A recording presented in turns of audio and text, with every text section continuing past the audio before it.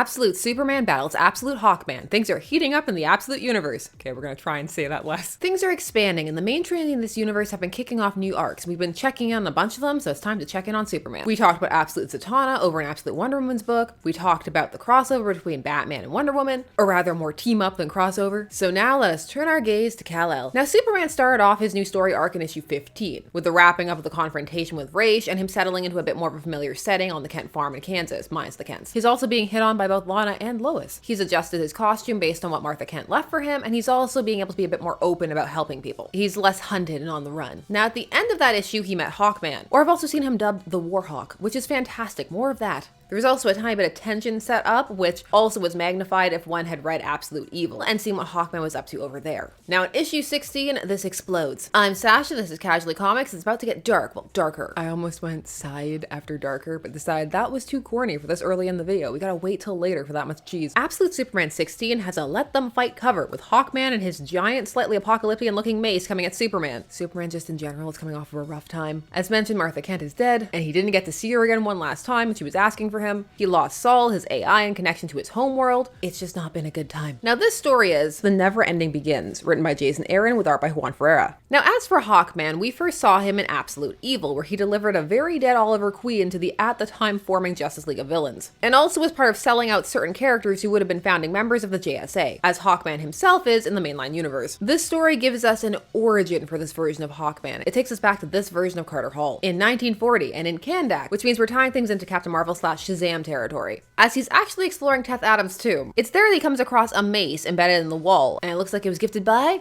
aliens. The hieroglyphics look like Brainiacs. Good lord, if I'm reading these hieroglyphics correctly, some of these items must have been gifts from... No, that's impossible. Carter is betrayed as his colleague is working for the Nazis, because whatever is in this tomb is going to be a powerful weapon that could turn the tides of the war. They're switching genres for a moment. It almost became Indiana Jones. They were here to get this at the behest of Lazarus Corp, because of course that is a very long-lived corporation since Raish was the head of it. But no one was prepared for top 10 anime betrayals for a man who's seen so much of the world. You're rather ignorant of its workings. Way of the World was set in stone a long time ago. War's a foregone conclusion.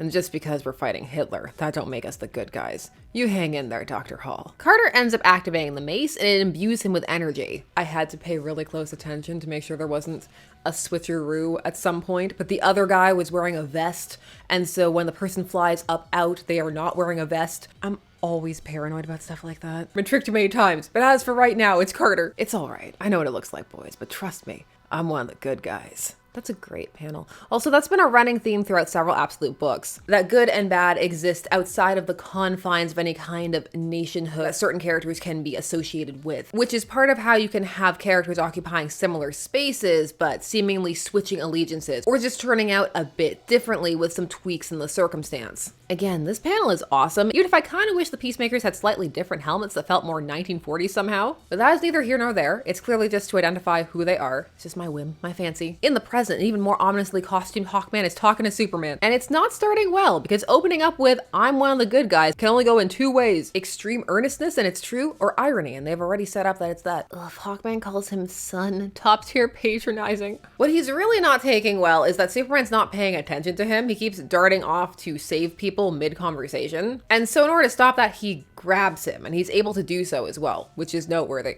There are people in trouble out there. There's always people in trouble. We're talking here. Is that what we're doing? I'm used to people listening when I speak. Your grip, you're not from Earth, are you? Born and raised in Gotham City before the place went to hell. Wouldn't catch me dead there these days. I'm Dr. Carter Hall, archaeologist, retired. Back during the war, when I was flying around busting Nazi skulls, they called me the Hawkman. Shots fired at Gotham in every universe. Also the Hawkman, yay, the return of the definite article. They are playing up that attachment to the war that the Golden Age heroes can have in a kind of obnoxious way, which is interesting because at times those heroes can find themselves rooted to that time period, even though if you go back to Golden Age stories, they also had a score of other adventures that weren't themed around that. Sometimes that can be lost to time. Hawkman has some wild Golden Age adventures. Now, there are some intriguing questions Carter's appearance raises, such as why he looks so young. There are lots of potential answers to that, but it is a mini mystery. We can always imagine that it's a Lazarus employee perk get a little dip in the pits, or something about being bonded with the mace in some way. You saw that its energy coursed into him. Those are just a few options, but we have more. It's also nice that he's wrapped up like a mummy. Perhaps there's even more that we're going to reveal about the tomb going forward and Shazam. Also, because this universe can pick and choose what it's working with, it gets to fuse the convoluted mess that is Hawkman's origins into something that works for over here. You get to have a bit of a best of both worlds. You're going to keep the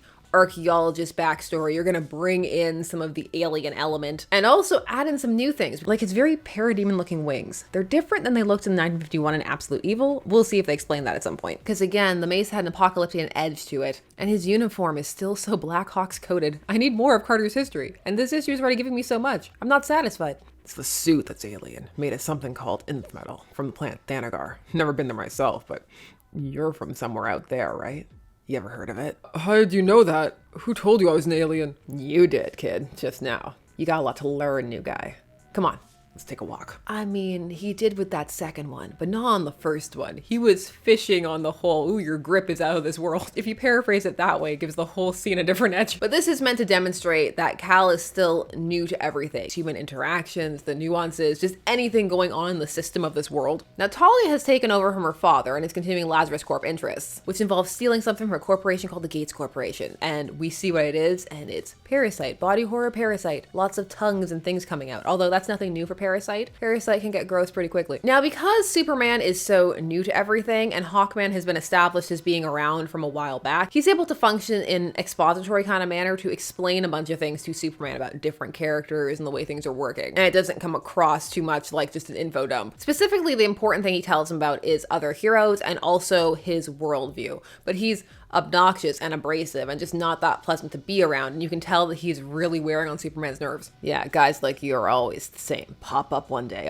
hey mom, look what I can do. Convince yourself you're special, unstoppable. Figure, why not change the world overnight? Iron Monroe, Wesley Dodds, Dr. Fate, Oliver Queen. Those names mean anything to you? No. No, why? Because I'm from space? Because they were stupid. Hawkman is convinced that the world is just the way it is. He's funnily enough seemingly embraced what his former colleague was saying, that the way of the world is set and there is no arguing against it. Superman can't really follow his reasoning because he's just been sucked into everything and he hasn't really been following any kind of bigger events or looking at things on that scale. He's just looking at trying to help people. He's not fully cognizant of his impact or what that means, and he's not overly interested. A response to saving people? 80 years I've been at this, saved millions by now. Probably billions, and not a one of them knows my name because I did it the smart way. And what way is that? Murder. There's a really interesting flashback here to him killing the would-be Nazi defector in the tomb. After touching this mace, he just seems imbued with the will to kill or the view that it's right/necessary. And this moment is what determines what type of quote-unquote hero he becomes. It's that forging in a moment of betrayal that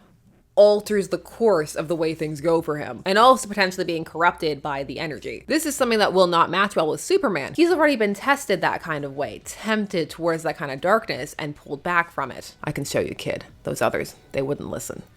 I don't want to see you end up like them. There seems to be a bit of nuance here with Hawkman, which is appreciated. There's some room here for Hawkman to genuinely not fully realize how wrong his actions are because he's so deeply entrenched into his worldview, or for him to genuinely feel like there is no other choice. Plus, we don't know what else is going on with him and how everything works. There's also seemingly some loneliness there, which leaves room for him to maybe turn around. Although, I mean, he did murder Oliver Queen. Some people won't want that. We still allegedly have Absolute Green Arrow coming, so we'll see. The ghost of Absolute Oliver Queen comes to fight Hawkman. I'd read it. Now, Hawkman presents Superman with the idea that the solution is to work with Lazarus Corp, work within the systems and powers that be, that there's no other way because you can't win, and that Superman needs to see the bigger picture. This is to keep with he'll break the system's ethos that the Absolute Universe has baked into its core. So the idea of implementing change from within these systems or taking time to gradually work through, that's not what this universe is built upon. It's more about breaking things up and then in theory rebuilding them. They haven't gotten that far yet. Also, lots of times the way they're breaking systems, it's predicated on the base concept that they're unfair. And so what they're doing is the only natural conclusion based on the way this universe has been constructed. This is something that some may find appealing on a more meta level. And it's something that works well narratively because this universe was constructed based on dark side energy. It does add a layer of depth to the proceedings that one can dive into if one so chooses. But one doesn't have to, and the stories can still be enjoyable. Such as this nice nice panel where Superman's cape is mirroring Hawkman's wings and shape. He grabs Hawkman with his cape and drags him with him to Metropolis because he heard screaming, but also Hawkman told him not to fly away again. So really he's listening. There is an interlude with Lois Lane. She's trying to get a job at the planet because she's really taken to writing, which is something she started doing for herself during the first arc. Jimmy's already got a job there. So the characters are kind of slotting more into their traditional spaces in relation to Superman in the mainline universe. It may just be me, but I kind of hope they do more with military Lois Lane and make that still be intrinsic and matter to her character, because it is a shift and I hope that they continue to do stuff with it. The sequence where she meets Perry White, who is on his way out from the planet, gets to be a bit of a doubling as discussion of the decline of journalism a little bit. Also, Perry says this business will break your heart, kid, which is so close to Kirby's quote, "Comics will break your heart, kid," that it felt intentional. Also, Lois's purple motif is strong in this one. It's back. Now we do get a brief Superman and Hawkman fight with a confused Superman because he thinks helping people is far more important than whatever Hawkman is on about. But of course, when attacked, he'll engage. Let him scream, Superman. Let's see if you can save yourself. The fight is pretty dramatic and the color work really shines in it. It's also more even than some may expect, in terms of power level that is. Now tell me the truth. You were never in a single fight before you got those powers, were you? You're right, but I've got them now. That's a stellar angry Superman panel, as is the panel of Superman just punching Hawkman through a building down to the subway with the cross section so we get to see all of it. However, they can't go any further because they have to fight Parasite, who's kind of a kaiju in this. This issue leaves them there and then hops over to the other thing that was started in the last issue, which is Brainiac trying to recruit Lex. He's in disguise and he's trying to woo him. Now this is a moment that could have used an editor's note, at the very least the last issue, but also to Absolute Evil, just because it's there that it's explained why Brainiac wants Lex. He wants him as a counterbalance to the Joker on the Justice League. There's a nice visual detail here that Brainiac has disguised himself essentially as mainline Lex, which is likely a nod to the multiple times that the two have teamed up and even fused. You could argue that it's just him throwing a skin on because he already had a very similar shape, but I like to think that they're playing with something a bit deeper than that. Problem here is that Lex is incredibly happy. He's got everything he wants. He owns a gas station, he coaches Little League, he's got 2 kids and they're named Lena and Alex, which nods to other continuity. He doesn't want anything. The Absolute Universe has been very kind to Lex, which is interesting because it seems to indicate that Darkseid wants him out of the way. Lex turns Brainiac down, and also it's his birthday, which is never a good thing in a fictional story. Your life is about to change drastically in some way. How disappointing. You're not who I thought you were, Lex Luthor. You're nothing like the man of unquenchable ambition you're meant to be. You see, I've seen beyond this universe. I've seen a Luthor who raised himself up to throttle gods with his own hands, who carved his name in blood across the stars. This pitiful, hollow shell of a version seems to lack the necessary motivation, but that's all right. My name is Brainiac, and I'm told I can be quite motivating. Let's get started. Brainiac better not be about to massacre Lex's family. Then he's gonna become absolute Punisher. Hostages also welcome. Poor Lex. Superman indirectly ruining his life and he doesn't even know who he is. And that's issue 16. Plus there was a little teaser to Bleeding Hearts #1 and it looked cool. When it comes to the star of this arc, I can see this Superman feeling more like the Superman that people are used to. He's coming a bit more in line with his mainline counterpart personality-wise. And that can be a pro or a con, or neither. Let's discuss. Superman here isn't more of his traditional placement. His supports are settling into more familiar roles. His villains are more in line with the main line, even if they aren't all there yet. We've moved away from Raish being the main antagonist for Superman, which was a bit of a curveball for some. And also that Raish really did look like Vandal Savage. Also, Superman is now hiding a bit less. What he's gone through has made him come out the other side more firm in his desire to help people than ever. So while the theming and messaging in the book remains the same, some of the more different feeling elements have moved to the background for the moment, or they've settled in. So if one was really enjoying that difference, they may not like this change, although if they feel that it's settling, it may still work. And for those who may not have been on board with how different Superman felt, they may enjoy this kind of return to a more status quo. So far, time of recording, who knows what's happening in the following arc. This issue expands the Absolute Superman mythos outwards and continues to draw in fun elements, like the Marvel family potential by drawing in the Shazam symbol. It's always amusing when they flirt with any big red cheese Superman interaction given their legal history. Overall, it's a very solid issue and starting to move Absolute Superman into place to connect a bit more with the rest of the Absolute Universe. All of the things are starting to kind of come together a bit more. It remains to be seen where exactly it's going. The Superman arcs can take a minute to reveal their end goal. It took a bit for the last one to get to Raish just trying to do the whole make him my heir thing that he normally does with Batman with Superman. But for me, it was an enjoyable issue overall, with some very strong panel work in certain sections. Now, if you were already salty about the portrayal of Hawkman in this universe, the what some view as Hawkman disrespect, this book will likely not change that he is very much placed in a more antagonistic and abrasive kind of position, although some may feel that's perfectly in line with Hawkman. However, there are some who feel that he should just be more heroic overall and don't like that he's more villain aligned. I'm sure I've only scratched the surface of what some of you thought of this issue, what elements drew your eye. So please, I would love to hear your thoughts. Are you enjoying Absolute Superman? Are you happy to see them moving more towards some more classic Superman villains? Do you want to see a turnaround for Hawkman? Are you excited to see more Captain Marvel things or Black Adam things? Is it just not your cup of tea? It's not landing for you. Your thoughts, I want to hear them. Please leave them down below. And while you're down there, please do all the YouTube things. Like, share, comment, subscribe. Hit the bell notification so that you never miss a vid. Thanks so much for taking some time out of your day to spend discussing comics with me. I always appreciate it. I'll see you again soon. Bye-bye.